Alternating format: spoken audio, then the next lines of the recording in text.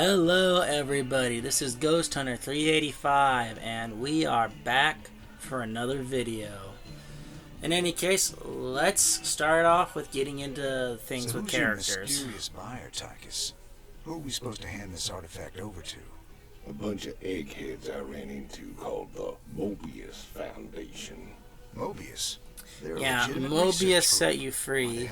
Although the thing that I think is really interesting about all this is that there are research groups that'll pay high money for certain things. Now, I don't know specifically who all these people are, but there are, I mean, from what I understand, the black market for, you know, just usable human organs is massive, just as an example. Fighting them Zerg. All the scrapes we were in back in the day. All the You know, I imagine this would give somebody nightmares. Just thousands upon hundreds of thousands of Zerg just barreling down upon you.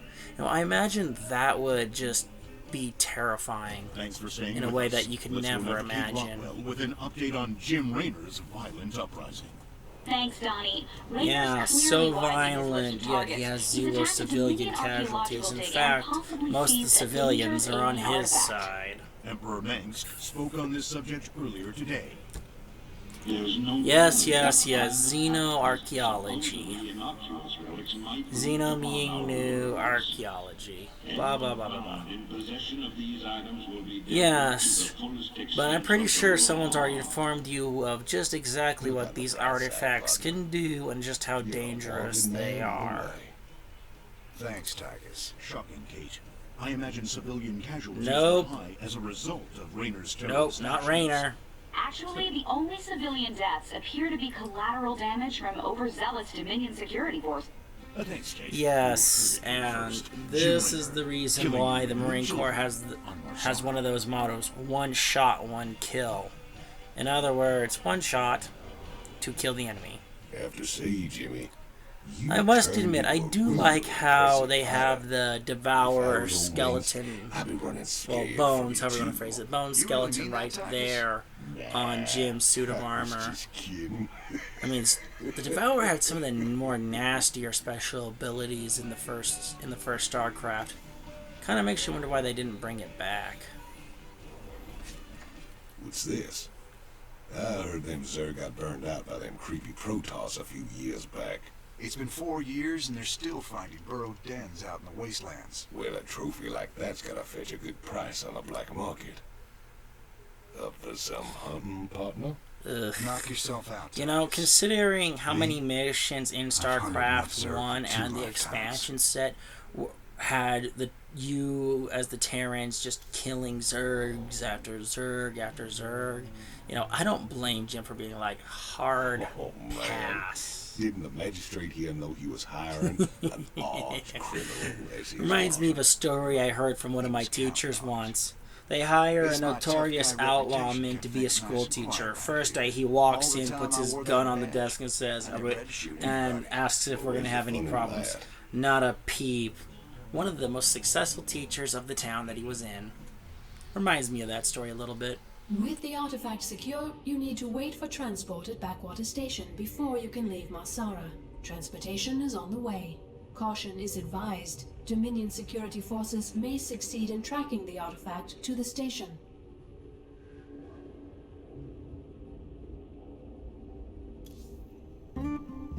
I've got transport coming to pick us up.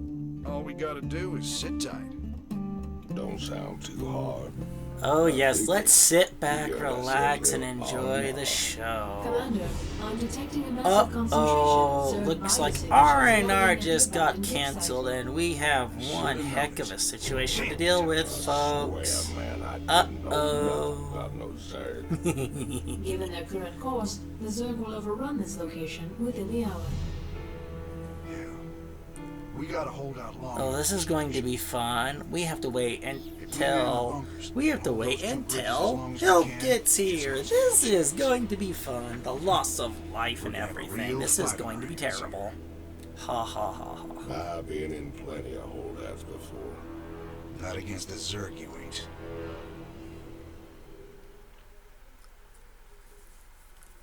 Zero Hour. I feel like they could have come up with a better mission name, but it is appropriate. You waiting down to the 0 hour just to survive? It fits. I'm not gonna lie, it fits. But on the flip side of that, could have done a more unique name. But I'm not gonna sit here and rag on it too hard. But let's get into this video's topic today. Today's video's topic is the StarCraft lore I talked about in my first video. I am saving these specific videos for longer videos, more specifically because it's a lot to uncover. So first off, let's start off with the beginning of where the StarCraft universe takes place. You know, in this current timeline, it's about, I think, 100 years.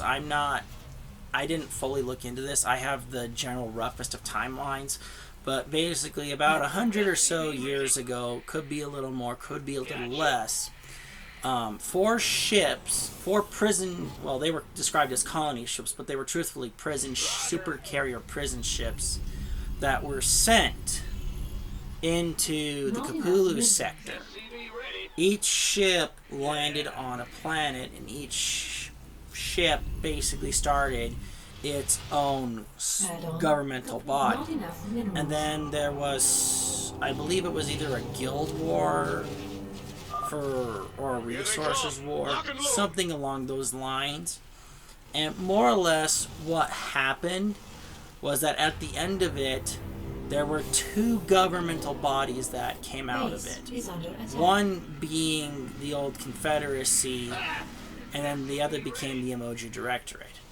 And if memory serves, and I can be wrong here, the Confederacy crushed the other government or the other 2 governments. Because I remember it was either 3 or 1.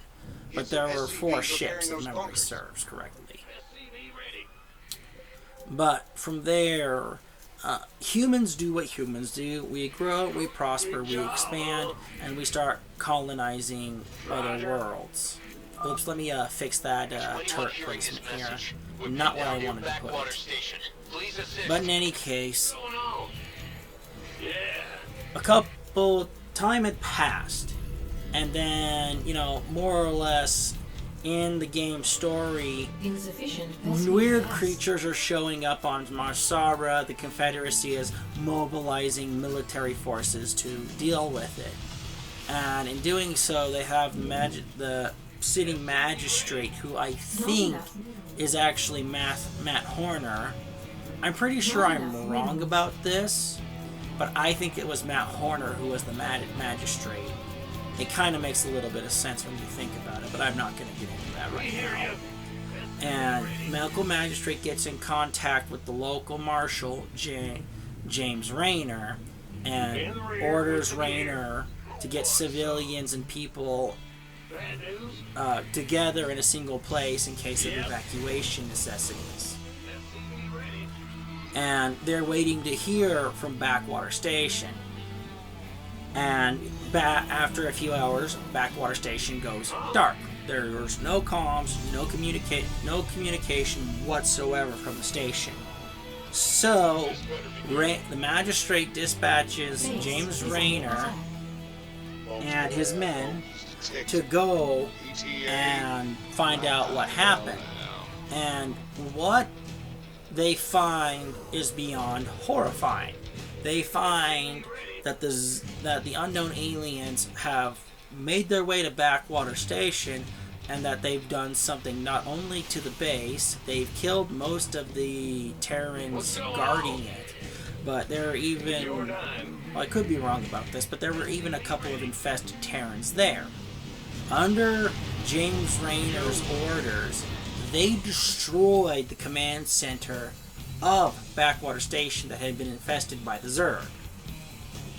When that happened, this is when a good chunk of the Confederate fleet shows up and basically demands, throw your arms down and surrender because you just destroyed this Confederate outpost. And then that's where that mission ends. Then the next mission is that General Edmund Duke basically tells the magistrate that we've done our thing, the Confederacy is good, and you know what, we're out of here. Goodbye. So, after looking for help, you find help in the, well, according to the Confederates, sorry, I'm messing up my words here, but the best way to phrase this is paramilitary group, the Sons of Korhal, which is led by Arcturus Minx. Arcturus Minx comes in, and you have to hold out for the transport of the Sons of Korhal for the evacuation of Marsara. And of course, during this timeline, an alien fleet, which is the Protoss fleet led by Tassadar, has more or less glassing's not the right word, even though it would be the more appropriate word because Protoss use psionic weaponry, but a lot of their ships rely on plasma-based weaponry as well. So it would be fair to say that they glassed the planet, and they extinguished all life off the planet. And from what I understand, there may have been a couple scuffles with Confederate battle groups, but you know, that was mostly it. That was first Terran Protoss contact. So from there, Jim gets broken out of the Confederacy prison ship busted out by Arcturus's men. And Jim's all gung-ho and saddled up to, let's take this fight to the Confederacy. So from there, before they abandon Marsara, they break into, it's either a Confederate base or a Confederate space station, and Jim steals all the information that the Confederates have on the Zerg and everything else. And, you know, the next mission, this is where we actually takes place on Antigua Prime a day or so later, where Jim actually gets to meet Sarah Kerrigan. And Sarah Kerrigan, being the little psychic that she is, and as soon as Jim sees her, he's like, you know, dang, this woman is fine. Although I don't think that's exactly what Jim was thinking, to be perfectly honest, because in Sarah Kerrigan's own word, you pig. And Jim's like, what? I didn't say anything. She's like, yeah, I know, but you were thinking it.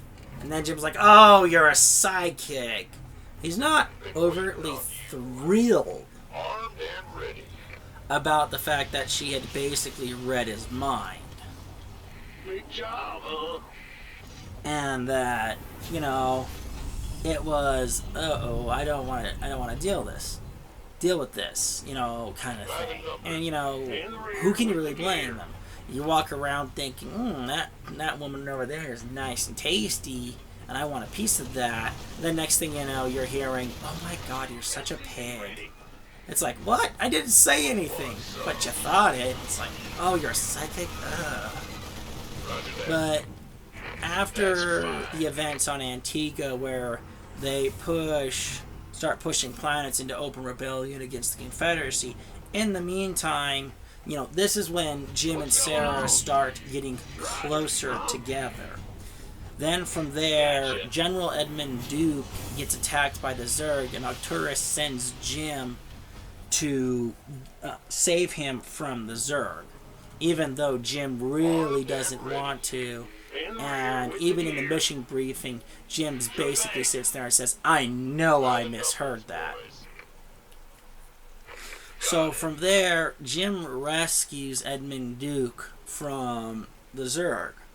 Duke then in turn provides Arcturus, after making a deal with him, that he will give him all the strategic information. And General Edmund Duke is one of the most senior officers in the Confederacy.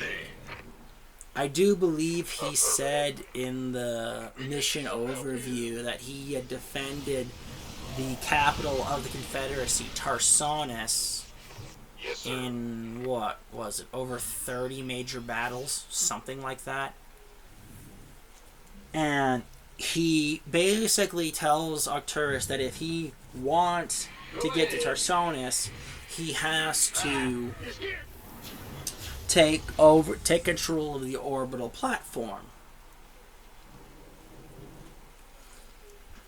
Excuse me, sorry, but he has to take control of the orbital platform. Keep at it, boys. And do that. And, you know, you capture the platform, and then you move planet side. Then this is where the big reveal happens. Well, one of the big reveals, anyway. Where Arcturus explains that the Zerg are a biological experiment hosted by the Confederates. And, you know, it's a pretty nice lie that he told, instead of telling the truth, that the Zerg weren't just man-made, weren't just aliens, they were man-made, quote-unquote, aliens. And that was actually a lie that Arcturus said.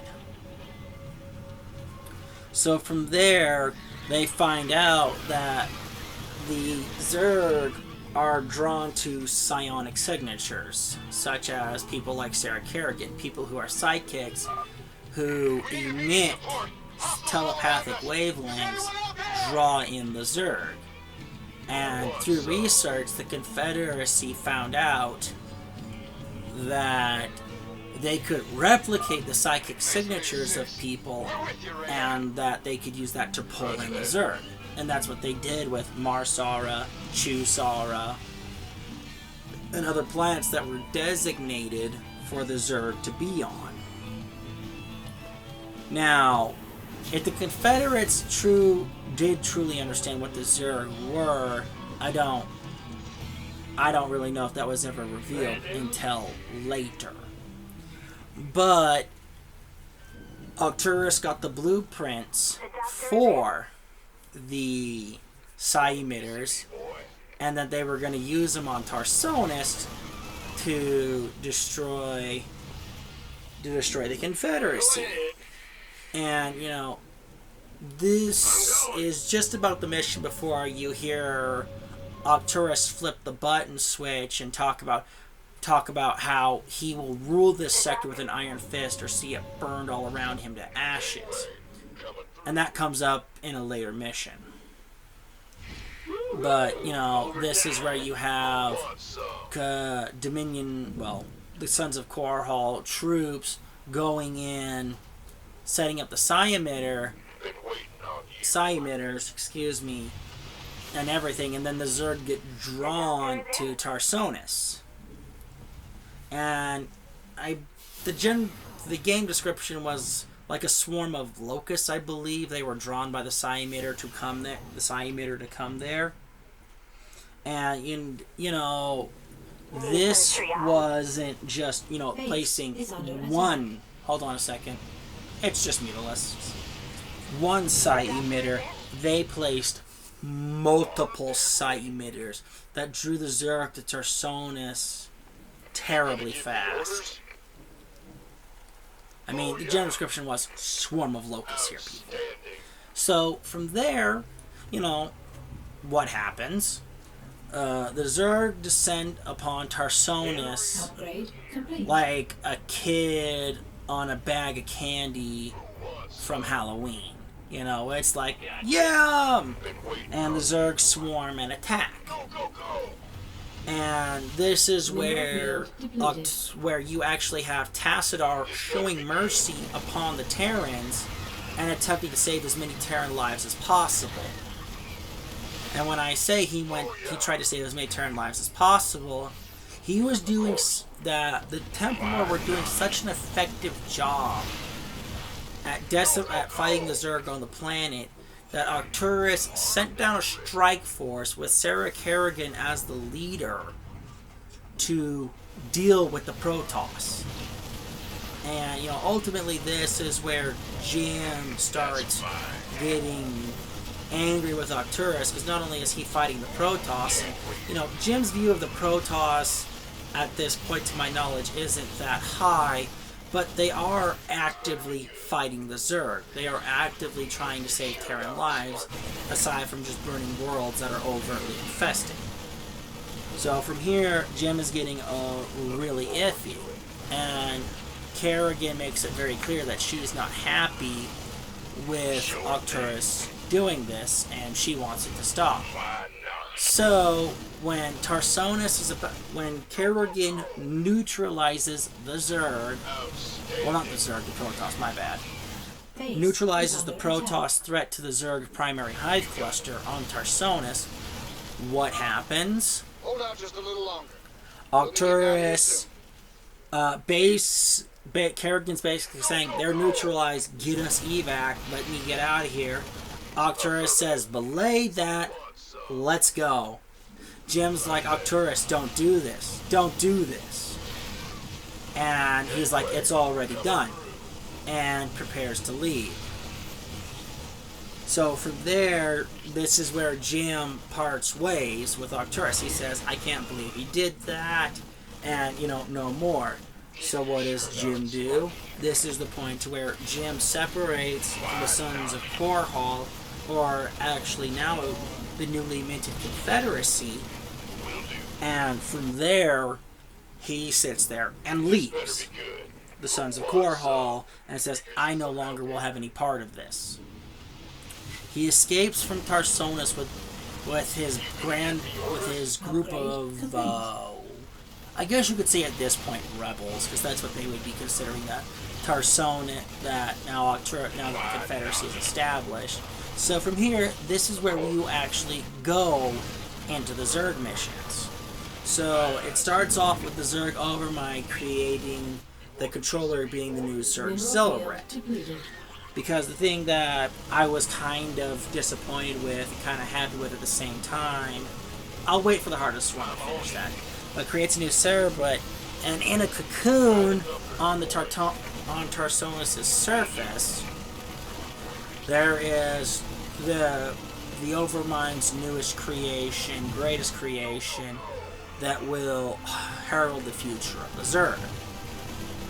And the Zerg's current mission is to get this chrysalis away from anything that might harm it, from the Protoss remnants, from the Terrans. Get it away. And that's what you basically spend a few missions doing. And then on the planet Char, which would become the Zerg's homeworld, the chrysalis cracks open, and who is in the chrysalis? None other than Sarah Kerrigan, who was taken by the Zerg Overmind, and what's the best word to use here? Transformed, turned into, hybridized with Zerg, however you want to phrase that. And it turned out that, led by Sarah's psychic visions, Jim and Arcturus and others came investigating, where were these visions coming from, and, what planet was this on, more or less. So Sarah emerges from the chrysalis. Jim is beyond heartbroken, to say the bare minimum. And ultimately, Jim is sent packing from Char by the Zerg under Sarah Kerrigan's control. Aptly at this point, to differentiate between Sarah and the Zerg and the new human Zerg hybrid, he refers to her as Kerrigan and not Sarah Kerrigan. Yes, sir. He made that distinction. So from there, Jim flees from Tarsonis. Then it's not long after that Protoss Strike Force, under the command of Executor Tassadar, shows up and challenges Sarah Kerrigan to combat. Tassadar, who at this point had already met the Zerg, I'm sorry, not the Zerg, but the Dark Templar Prelate Zeratul, and talking with him, working with him, learning about the Nerazine Protoss. Tassadar eventually learns to blend the energies of the Dark Templar and the Templar. And in doing so, he becomes stronger by doing that. Then from there, after Kerrigan sends Tassadar fleeing from not Tarsonis, my bad, from Char, you know, this is where we find out that the Dark Templar are the ones who can kill the Zerg Cerebrants. And when Zeratul kills the Zerg Celebrant, he unknowingly opened himself and... Oh, mission over. We'll continue this in another video, folks. When the cavalry comes down, baby. Woohoo! Just boom, boom, boom, boom, boom, boom, bombardment. Although I must say, I think I did a pretty good job with the base defense, considering that you can see that the Nidus ones are being destroyed and everything. And all my base defenses are just hammering them pretty good. I like it, but this would not be a sustainable defense at all. It's sad and it hurts, but it's true. It's not a sustainable defense at all.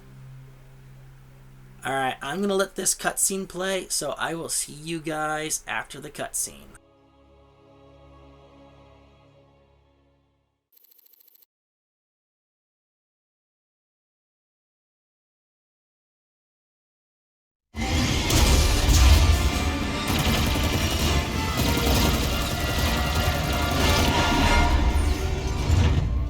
Damn, Jimmy. You've been holding out on me. Cutting it pretty close there, Matt. Never left you hanging before, sir. Fair enough. Just get us the hell out of here. All batteries, concentrate forward firepower. Spin up drives 2 and 6. All hands brace for warp jump on my mark.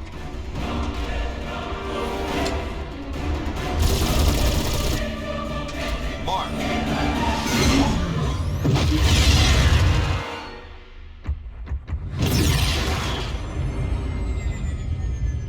What the hell happened? We ain't seen the Zerg in years. Why attack Marsara now? It's not just Marsara. You need to see this. Zerg Swarm launched a full-scale attack. Devastation spread throughout all Outer Rim planets. Sustained heavy losses. Casualties in the billions. Minutes ago, the Zerg attacked a Dominion military research facility. Sweet mother of mercy. New exclusive video footage confirms the Queen of Blades is in fact leading the swarm.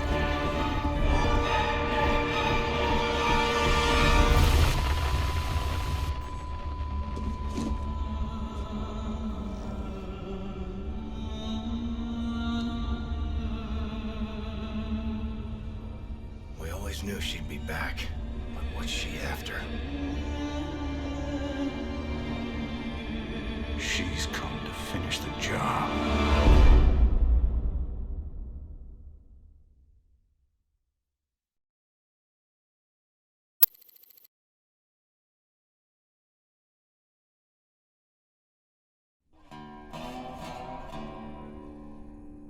There's no telling what the Zerg will throw against us this time. Sir, we need to make sure our hardware and munitions are up to the challenge. Yeah, I'll check in with Swan down the armory. Knowing him, he's already got upgrades for us. I hate to ask, sir, but is there a reason that convict's still on my bridge? Easy, Matt. Tychus is one of my oldest friends. He helped me out of a real bind a few years back. I owe him. Well, your friend has a criminal record as long as... Mine? Believe me, if Tychus Finley wanted me dead, I'd be dead already. Understood, sir. Just remember, Jim, when you wash that hand that washes the other for old time's sake or that old pal's sake, just remember to check how clean that hand is. But in any case, thank you everybody for watching. Leave a like, leave a comment, and I will see you guys in the next one.